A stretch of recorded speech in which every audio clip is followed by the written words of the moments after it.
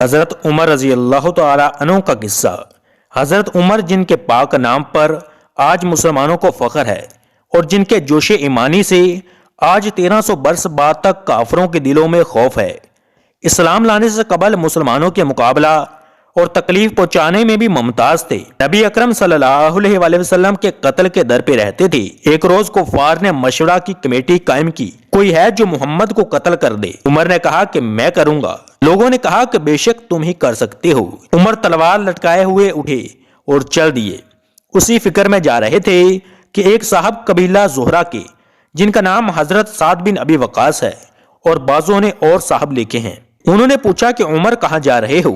کہنے لگے کہ محمد کے قتل کے فکر میں ہوں۔ نعوذ باللہ۔ سعد نے کہا کہ بنو ہاشم اور بنو زہرہ اور بنو عبد مناف سے کیسے مطمئن ہو گئے؟ وہ تم کو بدلہ میں قتل کر دیں گے۔ اس جواب پر بگڑ گئے اور کہنے لگے کہ معلوم ہوتا ہے کہ تو بھی بے دین یعنی مسلمان ہو گیا، لا پہلے تجھی کو نمٹا دوں۔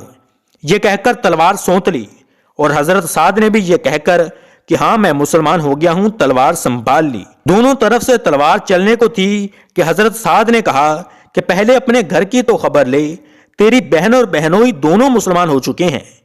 یہ سننا تھا کہ غصہ سے بھر گئے اور سیدھے بہن کے گھر گئے۔ وہاں حضرت خباب رضی اللہ تعالی عنہ کواڑ بند کیے ہوئے ان دونوں میاں بیوی کو قرآن شریف پڑھا رہے تھے۔ حضرت عمر رضی اللہ تعالی عنہ نے کواڑ کھلوائے۔ آواز سے حضرت خباب تو جلدی سے اندر چھپ گئے اور وہ صحیفہ بھی جلدی میں باہر ہی رہ گیا جن پر آیات قرآن لکھی ہوئی تھیں۔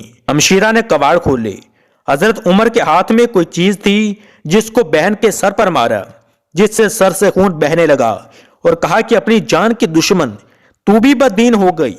اس کے بعد گھر میں آئے اور پوچھا کہ کیا کر رہے تھے اور یہ آواز کس کی تھی؟ بہنوئی نے کہا کہ بات چیت کر رہے تھے۔ کہنے لگے کیا تم نے اپنے دین کو چھوڑ کر دوسرا دین اختیار کر لیا؟ بہنوئی نے کہا کہ اگر دوسرا دین حق ہو تب۔ یہ سننا تھا کہ ان کی داڑھی پکڑ کر کھینچی اور بے تحاشا ٹوٹ پڑے اور زمین پر گرا کر خوب مارا۔ بہن نے چھڑانے کی کوشش کی تو ان کے منہ پر ایک تمانچہ زور سے مارا کہ خون نکل آیا۔ وہ بھی آخر عمر ہی کی بہن تھی۔ کہنے لگی کہ عمر، ہم کو اس وجہ سے مارا جاتا ہے کہ ہم مسلمان ہو گئے۔ بے شک ہم مسلمان ہو گئے ہیں، جو تجھ سے ہو سکے تو کر لے۔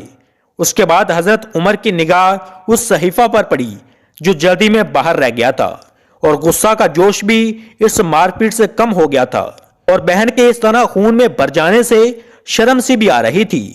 کہنے لگے کہ اچھا مجھے دکھلاؤ یہ کیا ہے؟ بہن نے کہا کہ تو ناپاک ہے اور اس کو ناپاک ہاتھ نہیں لگا سکتے۔ ہر چند اصرار کیا مگر وہ بے وضو اور غسل کے دینے کو تیار نہ ہوئی۔ حضرت عمر نے غسل کیا اور اس کو لے کر پڑھا اور اس میں سورۃ طٰہٰ لکھی ہوئی تھی اور پڑھتے گئے تو پھر حالت ہی بدل گئی۔ کہنے لگے کہ اچھا مجھے بھی محمد کی خدمت میں لے چلو۔ یہ الفاظ سن کر حضرت خباب رضی اللہ تعالی عنہ اندر سے نکلے اور کہا کہ اے عمر، تجھے خوشخبری دیتا ہوں کہ کل شب پنجشنبہ میں حضور اقدس صلی اللہ علیہ وآلہ وسلم نے دعا مانگی تھی کہ یا اللہ، عمر اور ابو جہل میں جو تجھے زیادہ پسند ہو اس سے اسلام کو قوت عطا فرما۔ یہ دونوں قوت میں مشہور تھے۔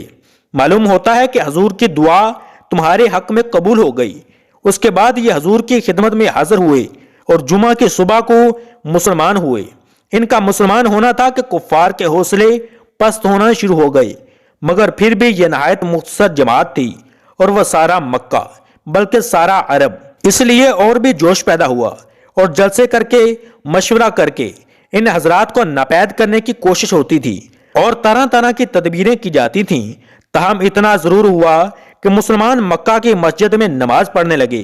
حضرت عبداللہ بن مسعود فرماتے ہیں کہ عمر کا اسلام لانا مسلمانوں کی فتح تھی اور ان کی ہجرت مسلمانوں کی مدد تھی اور ان کی خلافت رحمت تھی۔